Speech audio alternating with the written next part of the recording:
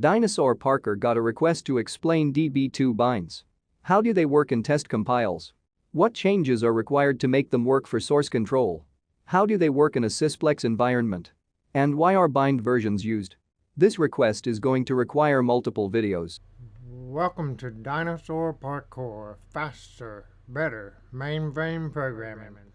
Hello, I'm Chris P. Fried, and the topic for this video is DB2 Binds, the 30K overview.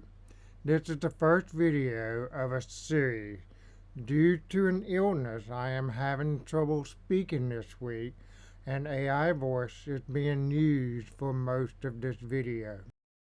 This shows the steps of a compile procedure for a DB2 batch program. 1. Process the SQL. 2. Compile the program. 3. Link the compiled object into an executable object. 4. Run the DB2 bind. The DB2 precompile step accepts as input a COBOL source that contains SQL statements. There are two outputs. A. The modified COBOL source, which is fed into the COBOL compiler. B. A DB2 object called a DBRM that is used by the bind step. DBRM stands for Database Request Module. The compiler creates a compile object that is called the object deck. The object deck is used by the program binder to create an executable object. Many old-timers will not know what you are talking about if you say program binder. They call it the linkage editor. In many compile procedures, that step is named link edit or LKED. The program binder creates the program object, which most programmers call a load module. If you are using COBOL 5 or 6, it creates a program object type 3. Think of it as a load module plus other stuff. The final step is the DB2 bind step. This step uses the DBRM created by the precompile step. It completes the validation of the SQL statements using the DB2 catalog. If the validation is successful, it creates access paths to the data and stores that info into the DB2 catalog. Think of it this way, DB2 is using metadata from the DB2 catalog to create the I/O routines.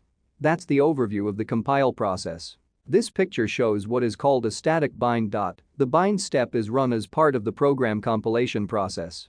In other words, the bind is done prior to the program being executed. Now it is time to take a closer look at the DB2 portions of the compile process. This picture shows the precompile step and the bind step. The first thing to notice is that the precompiler does not use the DB2 catalog. The precompiler does basic syntax checking. There are two important inputs into the DB2 precompiler: the declgen libraries and the COBOL source that contains SQL statements. Another video will explain how to point at these input objects using JCL. The precompiler does not look at the DB2 catalog. Full validation is done in the bind step. If you include the wrong declgen, the precompiler will not know it. During test compiles, programmers sometimes point the compile procedure to an older version of a declgen in their private copy library. The declgen is an include member that defines how the columns in a table are formatted within both DB2 and the host language. In other words, it is a DB2 copybook that contains some metadata. As the precompiler encounters SQL statements: 1. It validates the syntax. 2. Comments out the SQL in the source. 3. Replaces the SQL with calls to DB2 interface modules. 4. Stores the SQL into the DBRM member. The modified COBOL source is compiled and linked into a load module and stored in a load library to be executed later. Once a valid executable has been created, it is time to complete the DB2 bind by running the bind step.